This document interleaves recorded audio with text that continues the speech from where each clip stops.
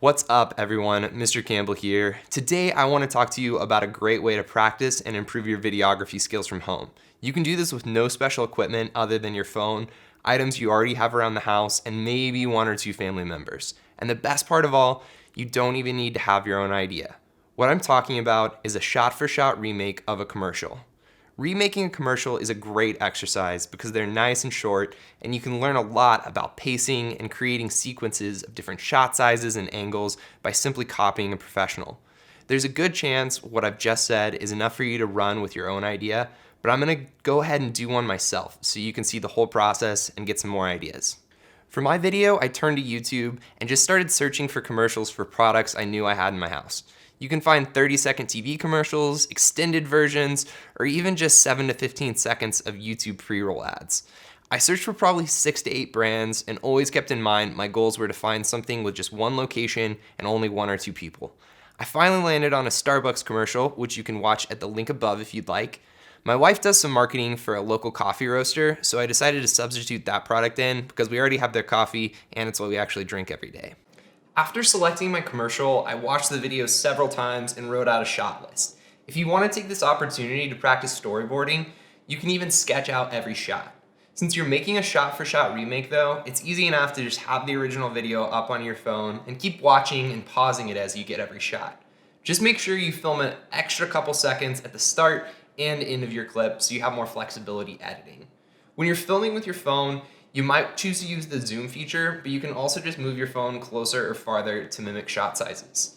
I don't think you need to see the whole process of me filming, so I'm just gonna skip over this part. Let's jump right into the edit.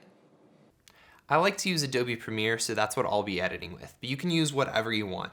HitFilm Express is a great free option, and it can be downloaded for both Mac or Windows computer. Or you can even just use your phone with an app like iMovie. In order to get my pacing as close as I can, I downloaded the original commercial, threw it in my timeline, and placed markers at every single transition.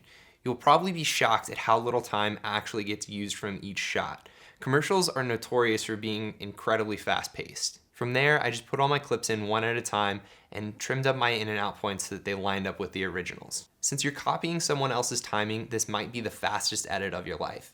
A lot of the creative choices have already been made for you, so you can move really quickly. The commercial I chose had a voiceover. I changed a couple lines and tried to get it to line up closely to the original, but it doesn't have to be perfect.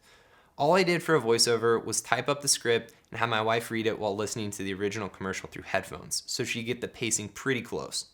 We recorded it using the Voice Memos app that comes pre-installed on iPhones. I dropped that into my timeline and muted all the original audio. One of the things people often overlook in any video is sound design.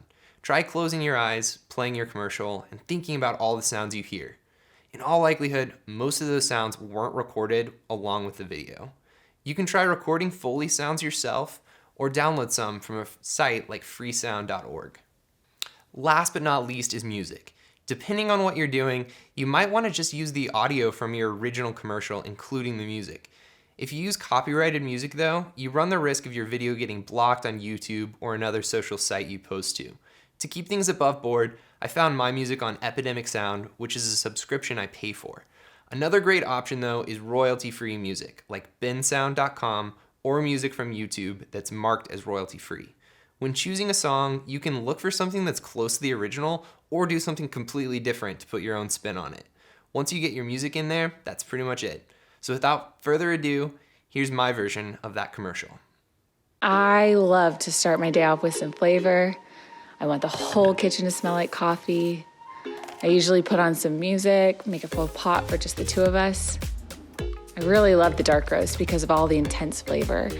There's a lot of variety within dark roast. Traveler's Blend has notes of chocolate and spice.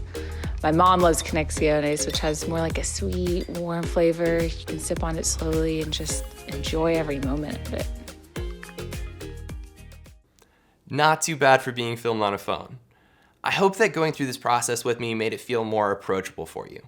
If you're still feeling a little bit intimidated, just know that this can be whatever you make of it. I spent probably 30-45 minutes filming it and about an hour editing, so this doesn't have to be like a crazy full-day activity.